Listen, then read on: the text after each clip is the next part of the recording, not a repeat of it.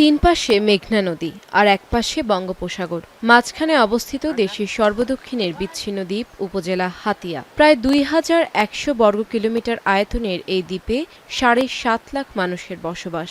দ্বীপটির চারপাশে 109 কিলোমিটার বেড়িবাঁধ রয়েছে।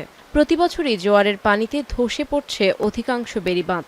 লোকালয়ে পানি প্রবেশ করে ভেসে যাচ্ছে ঘরের আসবাবপত্র, ফসলি জমি, মাছের ঘের। নদী ভাঙনে বিলীন হচ্ছে মাইলের পর মাইল ভূমি। 30-35 বছর আগে এই নদী দেখেছি উত্তর পাশে প্রায় 30-35 বা 40 কিলোমিটার দূরে হবে।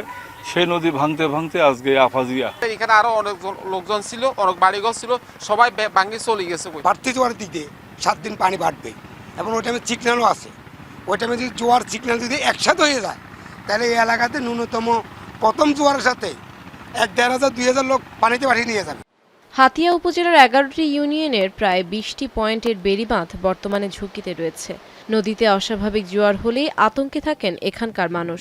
ঝুঁকিতে রয়েছে অসংখ্য শিক্ষা প্রতিষ্ঠানও। এই ভেড়িটা এখন অনেকটা ছিঁড়ে গিয়েছে, আর একটু যদি হয় আমার স্কুলটাও ছিঁড়ে যাবে। প্রতি বছর বেড়ি বাঁধলে লাভ কি? ব্লক হচ্ছে না, ব্লক দিলে তখন আমাদের বেড়ি শক্ত হবে, নদীর ভাঙন দূর হবে।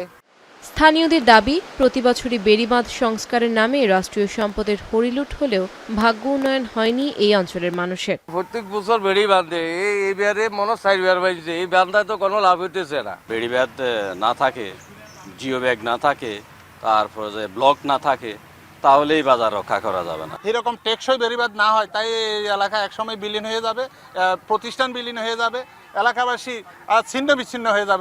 পানি উন্নয়ন বোর্ডের তথ্য বলছে, চলতি মাসের শুরুর থেকে নদীর উচ্চ জোয়ারে ধসে গেছে উপজেলার 3টি ইউনিয়নের 4টি গ্রামের প্রায় 1 কিলোমিটার বেড়িবাঁধ। ধসে যাওয়া বেড়িবাঁধগুলো দ্রুত সময়ের মধ্যে সংস্কারের কাজ করার আশ্বাস পানি উন্নয়ন বোর্ডের। 3টা ইউনিয়নে 4টি পয়েন্টে মোট 800 মিটার জায়গা ক্ষতিগ্রস্ত হয়। এই ক্ষতিগ্রস্ত জায়গাগুলো ইতিমধ্যেই আমরা অস্থায়ী প্রতিরক্ষামূলক জিওটিউব দ্বারা অস্থায়ী প্রতিরক্ষামূলক কাজ বাস্তবায়ন শুরু করছি। স্থায়ী ব্লক বাঁধের জন্য ব্লক দিয়ে প্রোটেকশন এবং বাঁধের স্লোপ প্রোটেকশনের জন্য আমরা একটা ডিভিপি প্রস্তুত করেছি। কিছু টেকনিক্যাল রিপোর্ট বাকি আছে, এই টেকনিক্যাল রিপোর্ট হাতে পাওয়া মাত্র আমরা এটা বোর্ডে দাখিল করব। বছরের পর বছর বেড়িবাঁধ নির্মাণ ও সংস্কারের নামে রাষ্ট্রীয় অর্থের অপচয় না করে দ্বীপটির চারপাশে স্থায়ী ব্লক স্থাপনের দাবি উপকূলীয় এই জনপদের বাসিন্দাদের। এখন নোয়াখালী।